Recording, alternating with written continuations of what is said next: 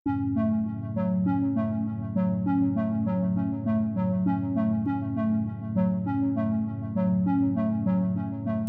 dah lolos ke pusingan ketiga. Malaysia tu bawa Indonesia je. Isu tak kek cup ni je ke?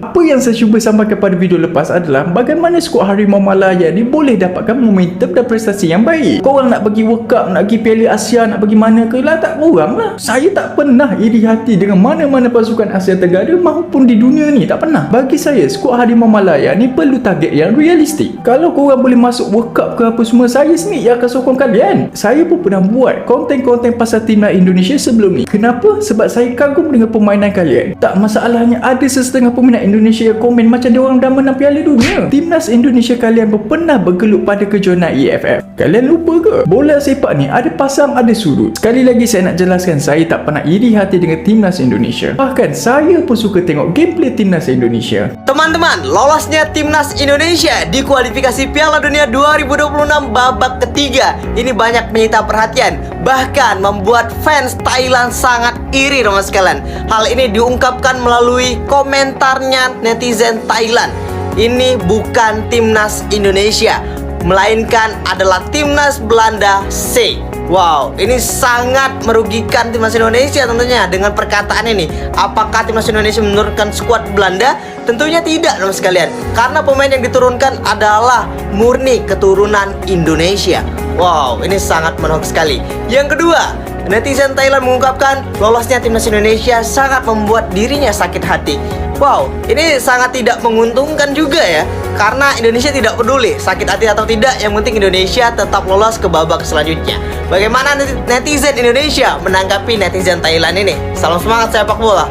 Orang-orang Malaysia lihat nih, awas ya, jangan bilang lagi kalau misalkan tim nasional Malaysia lebih kuat daripada tim nasional Indonesia. Lo lihat dah, bedanya jauh. Sekarang juga ranking Malaysia gitu di bawah Indo. Ya, jangan bilang lagi. Lagian sih sok-sokan kemarin mau ngadain turnamen tapi nggak ngajak Indonesia karena rankingnya di bawah Malaysia. Lu lihat dah sekarang.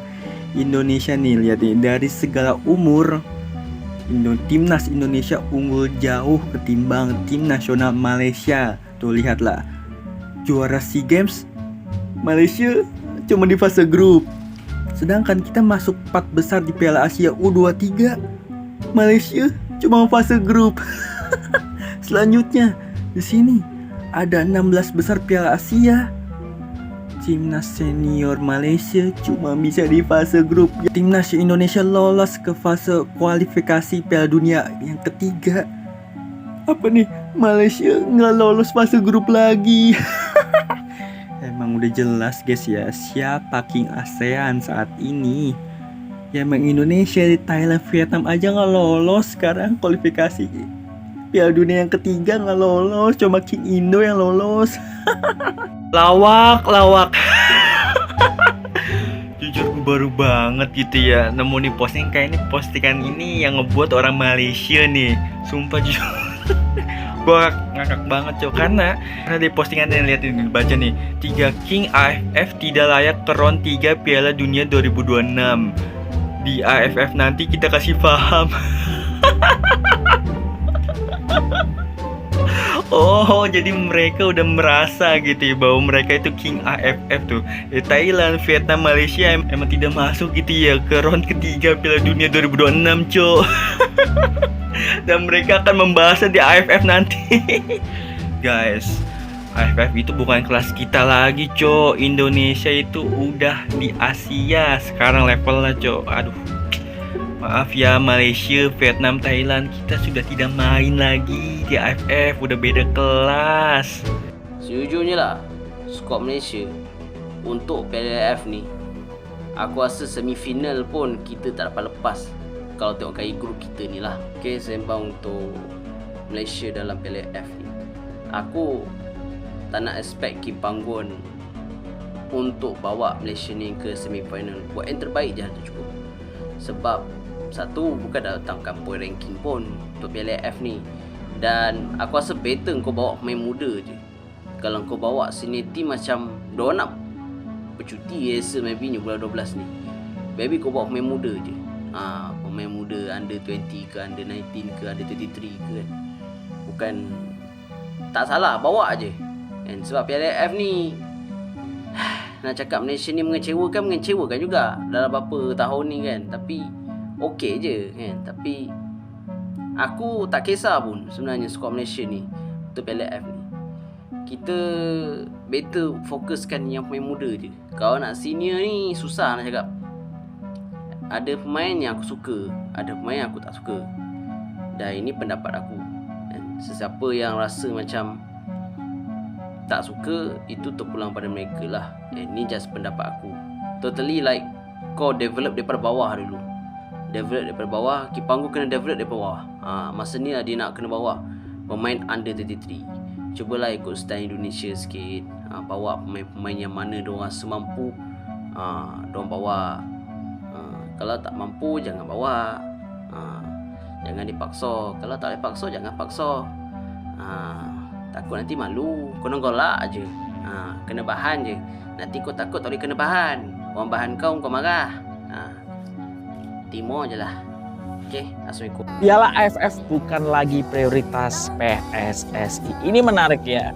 Ada kemungkinan skuad dari Indonesia yang dikirim untuk Piala AFF adalah skuad U20. Nah, ini untuk persiapan juga SEA Games tahun 2025. Ternyata Piala AFF itu bukan prioritas PSSI lagi, malah lebih prioritas prestasi di SEA Games tahun berikutnya. Bahkan Bapak Erick Thohir tidak mempersoalkan semisal negara-negara lain di Asia Tenggara menurunkan skuad senior, ya kalah boleh asal jangan kalah terus-terusan. Ini juga membuka kesempatan pemain muda lain untuk tampil dan muncul ya, untuk menambah jumlah pemain yang bisa digunakan tim nasional senior nanti. Menurut Bapak Erick Thohir tidak fair kalau pemain-pemain yang sudah bermain di tim nasional senior di level atas itu harus bermain lagi di Piala AFF. Ini berarti pemain-pemain yang nantinya akan bermain di round 3 kualifikasi Piala Dunia zona Asia tidak akan bermain di Piala AFF. Nah, yang menarik ketika Piala AFF ini berjalan, Liga 1 pun tetap berjalan. Nah, ini akan jadi perbincangan ya, yang mana misalnya akan ada pemain-pemain Liga 1 yang dipakai untuk tim nasional Indonesia. Kita tahu sebenarnya klub-klub ini tidak diwajibkan untuk melepas pemain ke tim nasional Indonesia untuk berlaga di Piala AFF karena turnamen ini bukan agenda FIFA. Nah, ini hal yang menarik bagi kita ya, karena nampaknya kita fokusnya sekarang untuk target yang lebih tinggi dan tidak mau menurunkan pemain-pemain yang sekarang mulai menatap level yang lebih tinggi, diturunkan lagi di level yang lebih rendah, yaitu di Piala AFF. Jadi memang ini yang dipilih oleh Bapak Erick Thohir. Tidak semuanya ingin dimenangkan, lebih ke prioritas, dan Piala AFF bukan prioritas. Jadi apapun hasilnya, ya namanya bukan prioritas, harusnya ini tidak bisa menjadi ukuran gitu. Aku yakin juga udah banyak supporter tim nasional Indonesia yang memahami apa yang sudah dilakukan oleh tim nasional kita ataupun kepengurusan Bapak Erick Thohir dan PSSI-nya untuk tidak menurunkan skuad terbaik di Piala AFF yang hampir berbarengan dengan round 3 kualifikasi Piala Dunia zona Asia. Nah, menurut kalian seperti apa, dan apakah memang nanti skuad U20 yang akan diturunkan di Piala AFF atau mungkin kombinasi dengan pemain Liga 1 yang belum dipanggil tim nasional senior untuk round 3 nanti, atau apa? Tulis di kolom komentar. Media Malaysia sebut jika timnas Indonesia memakai full squad di kompetisi AFF, maka Piala AFF sudah pasti milik timnas Indonesia. Ya, media Malaysia yang bernama onefootball.my mengatakan kalau timnas Indonesia sudah pasti juara AFF kalau memakai tim utama alias full squad. Ya, prediksi salah satu akun sosial media dari Malaysia ini guys, itu berlandaskan dari pencapaian Coach Sintayong bersama timnas Indonesia. Seperti yang kita tahu, semenjak timnas Indonesia dilatih oleh Coach Sintayong, itu pencapaiannya benar-benar luar biasa guys. Coach Sintayong berhasil menaikkan level timnas Indonesia yang dulunya hanya Asia Tenggara, sekarang udah berada di level Asia dan menuju OTW level ke kelas dunia. Dan inilah beberapa prestasi dan sejarah baru yang dibuat oleh Coach Sintayong untuk timnas Indonesia guys. Bisa sama-sama kita lihat ada beberapa sejarah baru dan prestasi yang diukir Coach Sintayong bersama Indonesia. Yang pertama itu adalah berhasil lolos ke 16 besar Piala Asia Senior. dan lolos ke 8 besar Piala Asia U23. Kemudian sejarah baru lagi, lolos ke 4 besar Piala Asia U23. Dan masih ada beberapa pencapaian luar biasa Coach Sintayong bersama Indonesia. Dan mungkin inilah landasan kenapa salah satu media dari Malaysia ini mengatakan kalau timnas Indonesia sudah pasti juara jika memakai pemain-pemain inti alias full squad.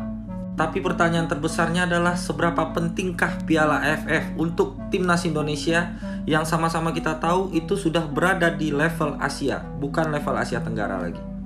Karena menurut aku pribadi lebih baik skuad utama kita atau skuad inti kita itu fokus ke level Piala Dunia atau level Asia. Nah, kalau untuk Piala AFF itu sebagusnya diberikan ke kelompok umur aja untuk menambah pengalaman para pemain timnas yang masih muda, guys. Nah, menurut kalian sendiri gimana, guys? Apakah kita harus mendapatkan Piala AFF ini dengan skuad inti yang kita punya sekarang? Coba kalian komen di bawah dan jangan lupa follow akun ini.